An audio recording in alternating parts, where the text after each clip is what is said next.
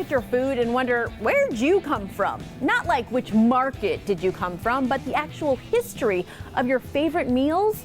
Well, we hope you're hungry for history because a food historian shares the origins on some of your favorite Mexican foods.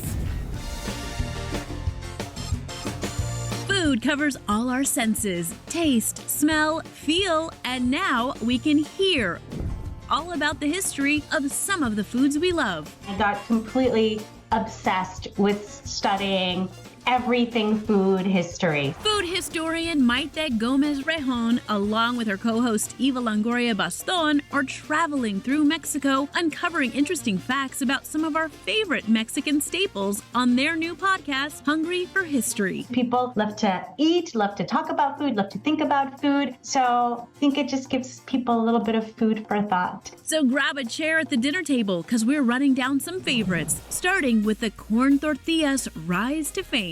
A really good corn tortilla, when you smell like a freshly made batch of corn tortillas, that's what we're smelling, is that process. Nixtamalization is the ancient Aztec process Maite is talking about, where corn is broken down by ashes or calcium hydroxide. And this process that by itself is really, really toxic, but adding it to corn and water and cooking it with that is life-giving. And it's sort of the soul of Mesoamerica.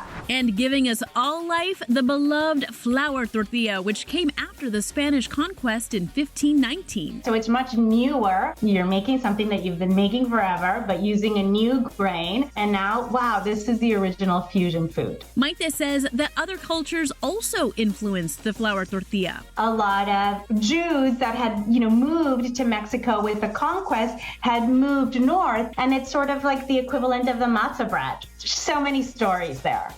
Well, so many stories when it comes to the next favorite on our list, the margarita. There was a very popular drink called the Daisy that was made with gin. And legend has it that, sometime in the 1940s, a guy went to a bar in Tijuana and asked for a Daisy. The bartender grabbed a bottle of tequila by mistake and called it a margarita, which is the Spanish word for daisy. Finally, a holiday favorite, tamales. Tamales are really one of the most important foods of Mesoamerica, right? We have them in Mexico, they're in Central America, they're sort of all over. This sort of soul, this nixtamalized corn that I talked about that was sort of life-giving, wrapped in a little corn husk. You can hear more about the origins of tamales on the podcast Hungry for History when the episode drops close to Christmas time. Satisfying your appetite with food and history.